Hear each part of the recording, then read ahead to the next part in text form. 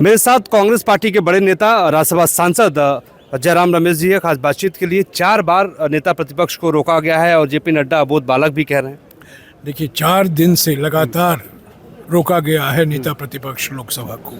वो गंभीर मुद्दे, बड़े महत्वपूर्ण मुद्दे उठा रहे हैं, देश की विदेश नीति, रक्षा नीति, सुरक्षा को लेकर, और उनका संवैधानिक हक बनता है। उनका भाषण हमेशा होता है। एक प्रथा रहा कि शुरुआत वो मोशन प्रपोज करते हैं और उसका सेकेंडर होता है सत्ता दल के ओर से, और जो विपक्ष के एलओपी होते हैं वो शुरुआत करते हैं अपना भाषण।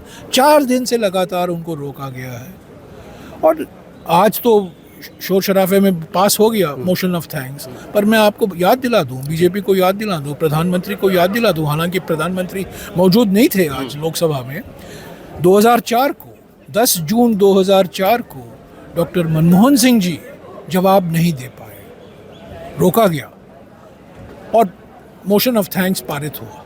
डिबेट तो हो गया था, बहस हो गई थी, पर प्रधानमंत्री का जवाब नहीं हो पाया।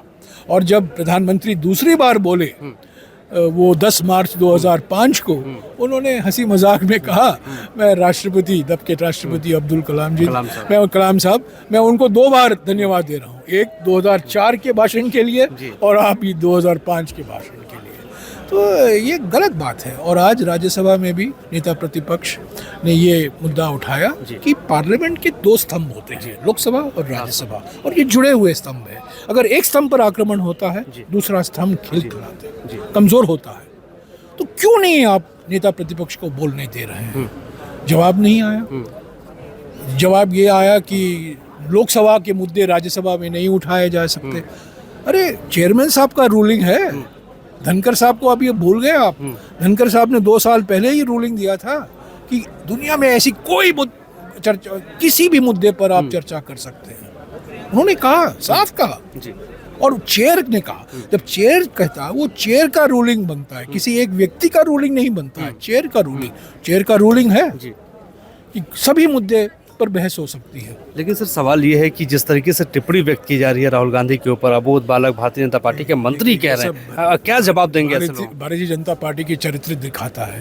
पर हमारा मुद्दा एक, सारे विपक्ष पार्टी इसमें एकजुट है, एकता है, सब लोग सहमत हैं कि ये नाइंसाफी है, नेता प्रतिपक्ष को बोलने नहीं दिया जा रहा है, क्योंकि वो बड़े गंभीर सवाल उठा रहे हैं। प्रधानमंत्री उन सवालों से भाग रहे हैं, रक्षा मंत्री और गृह मंत्री भाग रहे हैं इन सवालों से।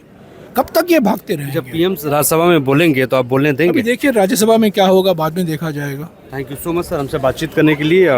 जयराम रमेश हमसे बातचीत कर रहे थे। संसद भवन से मोहित राज दुबे, एबीपी न्यूज़ दिल्ली।